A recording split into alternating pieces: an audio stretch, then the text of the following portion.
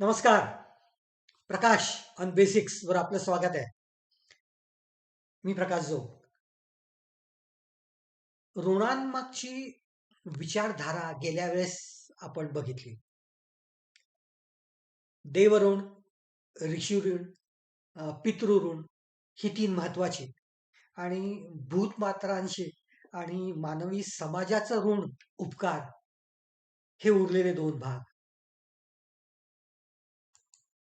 ऋणांची जाणीव असणं ही पहिली पायरी आणि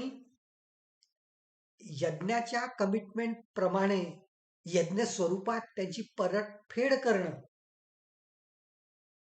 ही पुढची पायरी. या दोन्ही महत्वाच्या संकल्पना खरं तर पूर्वमीमांसेनी आपल्या समाजात जास्ती प्रमाणात प्रस्थापित केल्या. या परतफेडीसाठी प्रत्येक व्यक्तीने केलेच पाहिजेत असे 5 यज्ञ, यांना पंचमहायज्ञ असं म्हटलं जातं, ते आपल्या धर्मात सांगितलेले आहेत. त्याचं विवेचन अनेक ग्रंथांमध्ये आहे आणि पूर्वमीमांसेत मी म्हटल्याप्रमाणे या आज जे आपण सध्या दर्शनांवर बोलतोय ह्याच्यावर भर दिला गेला आहे. त्याचं मूळ स्वरूप काय आहे ते आणि आज त्याचं बदललेलं स्वरूप कसं आहे आणि कसं असावं हे आपण बघूया. खरं तर यज्ञाचे अनेक प्रकार आहेत. पहिला म्हणजे श्रौत यज्ञ, म्हणजे श्रुतीत सांगितलेले, श्रुतीत म्हणजे ऐकलेले आहेत, म्हणजे वेदांमध्ये सांगितलेले जे यज्ञ आहेत ते. मग स्मार्त यज्ञ, त्यांना जे स्मृतीत सांगितलेले, मनुस्मृती, याज्ञवल्क स्मृती, नारद स्मृती, या अनेक स्मृतींमध्ये जे यज्ञ सांगितले ते स्मार्त यज्ञ. खरं तर बरेचसे यज्ञ हे काम्य असतात, म्हणजे कामना पूर्तीसाठी असतात, देवतांना प्रसन्न करण्यासाठी असतात, पापनाशन करण्यासाठी असतात, प्रायश्चित्तासाठी असतात, पुण्य मिळवण्यासाठी असतात, स्वर्गप्राप्तीसाठी असतात, पुत्र, धन, राज्य, संपत्ती, ऐश्वर या सर्व गोष्टी मिळवण्यासाठी यज्ञ असतात. ऐहिक आणि पारलौकिक कल्याणासाठी जे यज्ञ केले जातात ते महायज्ञ या प्रकारात मोडतात. मूळ यज्ञ हे अतिशय व्यवस्थितपणे केले पाहिजेत. अग्नी, चयन, अनेक गोष्टी त्याच्यात, अनेक नियम आहेत. त्याची चर्चा आपण कधीतरी करूया. विशिष्ट लोकांनी ते केले पाहिजेत, विशिष्ट पद्धतीने केले पाहिजेत, विशिष्ट ऋचांची आवाहनं त्याच्यात असली पाहिजेत, विशिष्ट गोष्टींचा अभिषेक आणि आहुत्या त्याच्यात दिल्या पाहिजेत. हे अनेक नियम, अनेक व्रतवैकल्य त्याला जोडून असलेली ह्या यज्ञात असतात. पण हे जे पंचमहायज्ञ आहेत ज्याच्याबद्दल आज आपण बोलणार आहोत ते थोडेसे वेगळे आहेत. ज्याच्यासाठी कुशल अनुष्ठान केलं जातं ते नेहमीचे यज्ञ असं भारद्वाज ऋषींनी सांगून ठेवलंय. मग हे यज्ञ जे आहेत, ज्याच्याबद्दल आज बोलायचं आपल्याला, ते थोडेसे वेगळे आहेत, विश्व कल्याणासाठी आहेत. पण हे दुसऱ्याच्या भल्यासाठी निष्काम कर्तव्य बुद्धीने ऋणमुक्तीसाठी प्रत्येक गृहस्थानी करायचे यज्ञ आहेत आणि यांना पंचमहायज्ञ असं म्हटलं जातं. मी गेल्या वेळेस सांगितलं तसं काही उपकारांची डायरेक्ट परतफेड करणं आपल्याला शक्य नसतं आणि फक्त ऋण मान्य करणं एवढंही पुरेसं नाही. काहीतरी कर्म केलं पाहिजे, तीच तर कर्म मीमांसा. मग लेण्याची जाणीव आहे, देण्याची जाणीव असायला पाहिजे, पण आहेत त्यांना लगेच परत करता येत नाही. पितरांना कसं देणार, देवाला कसं परत करणार? अनेक वर्षापूर्वी लिहिलेल्या वेद लेखकांना, वेद निर्मात्यांना मी कसं काय परत करणार? म्हणून या परतफेडीसाठी नवीन प्रकारचे यज्ञ म्हणजेच हे पंचमहायज्ञ. गृहस्थाश्रमातला कर्मकांडाचा हा एक अनिवार्य भाग आहे, नित्य भाग आहे. सर्व यज्ञ पार पडणं हे पाची. अ, मग गृहस्थाश्रमात का? तर ब्रह्मचार्य आश्रमात विद्यार्थी दशेत आपण घेत असतो. वानप्रस्थाश्रमात कर्मकांडातनं मुक्ती झालेली असते आणि संन्यासात सर्वातनच मुक्ती झालेली असते. मग समाजोपयोगी सगळ्यात महत्वाचा घटक म्हणजे गृहस्थाश्रम. सगळ्यात प्रोडक्टिव्ह, सगळ्यात महत्वाचा, सगळं समाजासाठी देणारा जो आपल्या आयुष्यातला भाग आहे, तो म्हणजे हा गृहस्थाश्रम. मग या काळात विचारपूर्वक सगळ्या समाजाला उपयोगी पडेल अशा ज्या गोष्टी करायच्या आहेत, त्या या पंचमहायज्ञात विविध कर्मांच्या द्वारे सांगितले गेले आहेत. त्यामुळे खरं तर हे गृहयज्ञाचाच भाग आहे, काही भाग तरी, असं म्हणायला हरकत नाही. नित्यकर्म म्हणूनच हे केले पाहिजे. सतत जाणीवपूर्वक सत्कृत्य करून ते तडीस नेणे हे महत्वाचं आहे. आणि ते एकट्यानेच करायला पाहिजे असं नाही.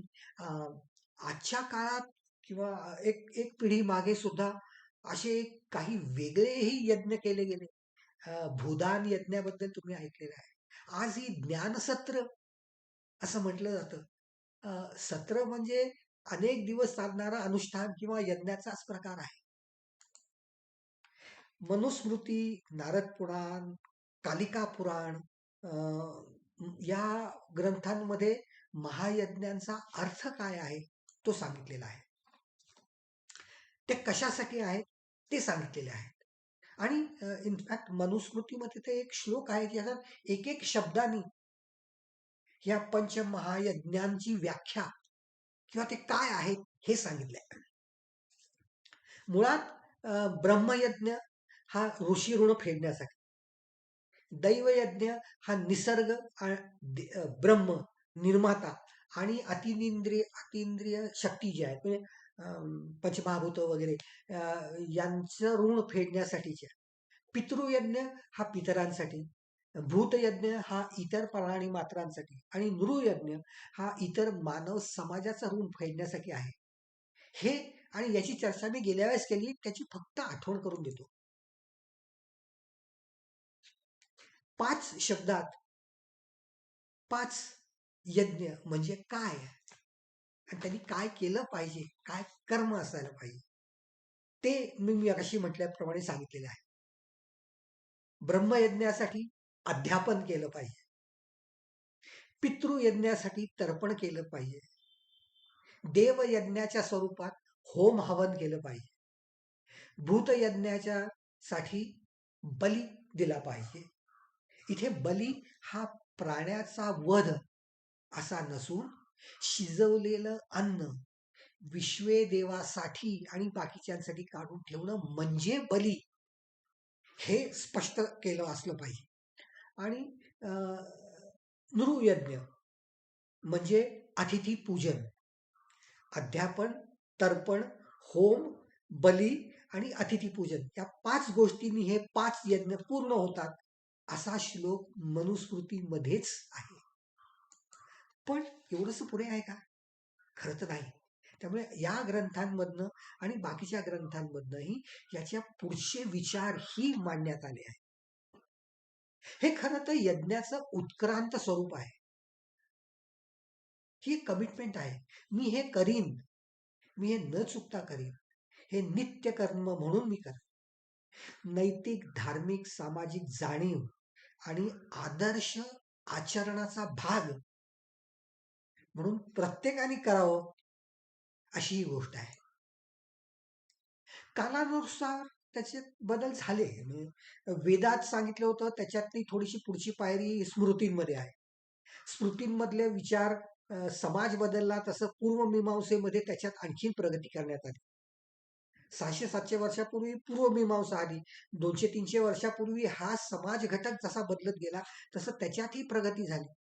आणि या यज्ञात पंचमहायज्ञात ही बदल झाला आणि आज ही त्याच्यात आपण सुयोग्य बदल करून हे कर्म केलं पाहिजे.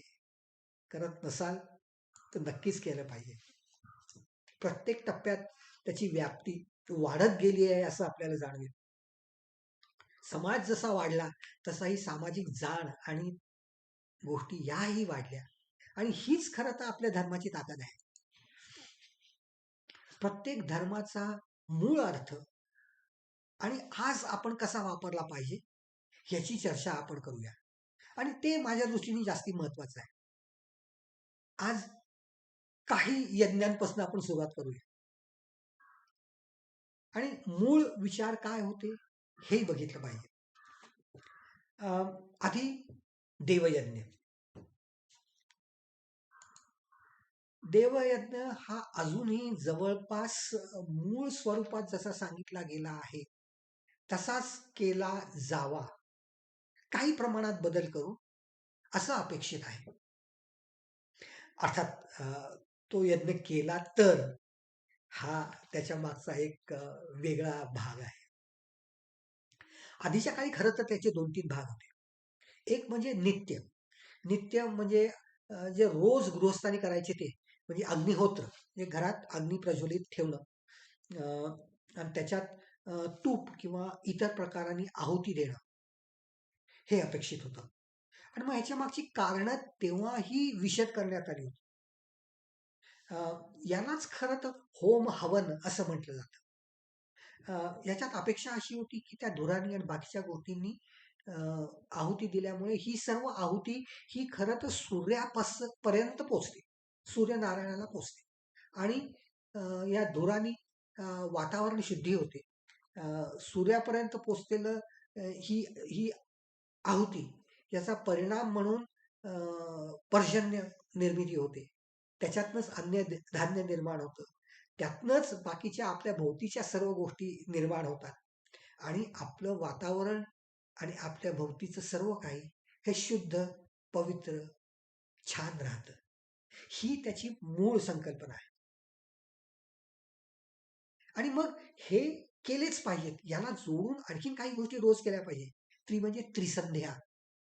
त्रिसंध्या म्हणजे सकाळ, दुपार, संध्याकाळ विशिष्ट वेळ काढून एका ठिकाणी बसून ईश्वराची भक्ती करत, त्याची आराधना करत, त्याची प्रार्थना करणं. शब्द याला महत्व नाही.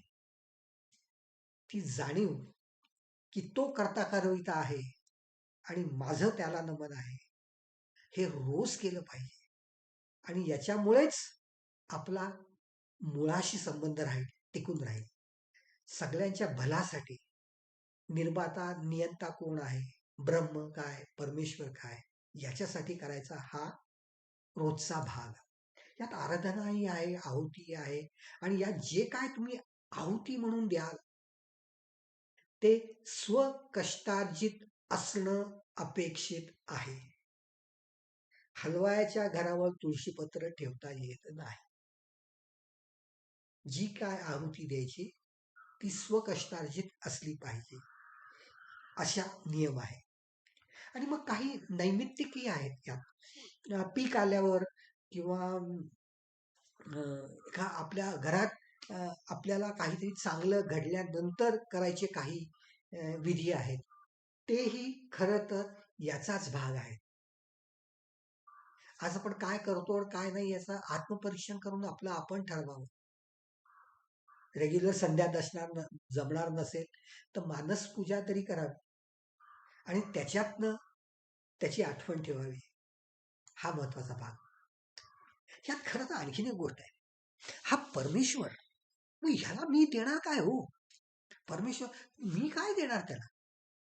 त्यांनीच जर सर्व केलेलं आहे तर मग इदन्न मम ही स्थिती आहे. मग काय देणार? मग त्याच्यासाठी एक छान हिंदी जे शब्द आहे, तेरा तुझको अर्पण असं हे कथन आहे. आपण दुसऱ्या बाजूने विचार करू. लहान मुलगा आहे. आईकडे जायचं, मला पैसे दे, मला पैसे पाहिजेत. कशाला? मला केक आणायचा आहे माझ्या वडिलांसाठी, कारण त्यांचा उद्या वाढदिवस आहे.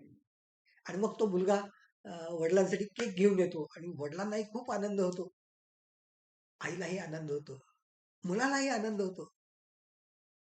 तेरा तुझको अर्पण. कोणाला कौतुक आहे? तर मुलाला आहे, आईला आहे आणि वडिलांनाही आहे. तशी स्थिती आपली नाही का? आपण जर त्याची आठवण काढली तर त्यालाही आनंद होणार आहे, की अरे याला जाण आहे आणि हे नित्य केलं पाहिजे.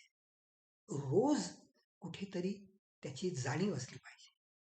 असा हा पहिला महत्वाचा यज्ञ, महायज्ञ जो आपण केलाच पाहिजे. फार कष्ट करायला लागत नाही त्याच्यासाठी. आता दुसरा म्हणजे ब्रह्मयज्ञ. गुरु किंवा विविध ज्ञान मिळवण्याची साधनं किंवा आपले सल्लागार, आपले हितचिंतक आणि आजच्या काळात बघायला गेलं तर ग्रंथसंपदा, पुस्तकं, लायब्ररीज, एन्सायक्लोपीडियाज, टीव्ही, गुगल, आपली शाळा, कॉलेजेस या प्रत्येकातनं आपल्याला ज्ञान मिळत असतं. हे ज्ञान मला मिळालं हे माझ्यावरचं ऋषीऋण आहे. त्याची परतफेड करण्याची माझी जबाबदारी आहे. आणि मग आपले ग्रंथ असं सांगतात, आपल्या स्मृती असं सांगतात, म्हणून कुठे कुठे असं म्हणून ठेवलेलं आहे की अध्यापन, अध्ययन आणि स्वाध्याय या गोष्टी केल्याच पाहिजे. खरं तर अध्ययन, अध्यापन, स्वाध्याय हा ब्राह्मणांच्या कर्माच्या कर्तव्याचा भाग त्या काळातही होता. म्हणून एखाद वेळेस याला ब्रह्मयज्ञ हा शब्द वापरला गेला का, हा विचार करण्याचा भाग आहे. पण हे वेगळ्या दृष्टीने बघितलं पाहिजे. एक खेळ आहे पासिंग ऑन द पार्सल, तसं आहे खरं तर. आयुष्यात काहीतरी येत असतं, आपल्यापर्यंत ते येतं आणि ते आपण पुढे पास ऑन करायचं आहे. प्रत्येकाची ही जबाबदारी आहे, नैतिक जबाबदारी आहे, की मला जे काय मिळालं ते मी पुढे दिलं पाहिजे, पुढच्या पिढीपर्यंत ते पोहोचवलं पाहिजे. आणि जर दिलं नाही तर देर इज अ पनिशमेंट, कारण तुम्ही ते घेऊन तिथेच थांबला आहात आणि मग तुम्हाला काहीतरी शिक्षा होते. ही जाणीव जर या ऋषी ऋणाबद्दल ठेवली आणि मग हा ब्रह्मयज्ञ पाळला तर मला नाही वाटत या समाजाची प्रगती कोणी थोपवू शकेल. कारण प्रत्येकात ही जाणीव असलीच पाहिजे. खरं तर आज मी तुमच्याशी जो संवाद साधू शकतो, विमान काय वेगवेगळ्या पद्धतीने इकडे तिकडे प्रवास करून बघू शकतो गोष्टी, माहिती मिळवू शकतो, गुगलवर जाऊ शकतो, इलेक्ट्रॉनिक्सचा वापर करतो, युट्यूबमधनं तुमच्यापर्यंत पोचतो. हे सर्व ज्ञान हे मी मिळवले तयार केलेलं नाही, हे माझ्यापर्यंत कोणीतरी दिलेलं आहे, निस्वार्थ भावनेने दिलेलं आहे. तेव्हा माझी जबाबदारी आहे की मी हे पुढे पास ऑन केलं पाहिजे. हे माझं ऋण आहे. आणि खरं तर माझा हे चॅनल सुरू करण्याचा उद्देश हाच आहे की मला माझं ऋषी ऋण फेडायचं आहे. आणि हा माझ्या दृष्टीने हा यज्ञच आहे. देत राहणं, सांगत राहणं, काहीही अपेक्षा न ठेवता सांगणं. मला असं वाटतं की आपल्यातला प्रत्येक जण कुठल्या ना कुठल्या पद्धतीने हे करत असतो. कारण शिकवणं हे सगळ्यांनाच जमतं असं नाही. मग पुढच्या पिढीला नैतिक, सामाजिक, धार्मिक, आर्थिक दृष्टीने परिपक्व करण्यासाठी मी काय करू शकतो? कारण ज्ञान देणं याच्यासाठी जर मी काही करू शकलो तर ते महत्वाचं आहे. त्यामुळे प्रत्येकाने आपल्याला शिकवता येत नसेल तर दुसऱ्या पद्धतीने शिकवणाऱ्यांचे हात बळकट करा. शिकवण्याच्या प्रक्रियेचे हात बळकट करा. आणि मग शिक्षकांनी काय करायचं की आहे ते ज्ञान वाटायचं. तिथे एक शब्द आहे, स्वाध्याय.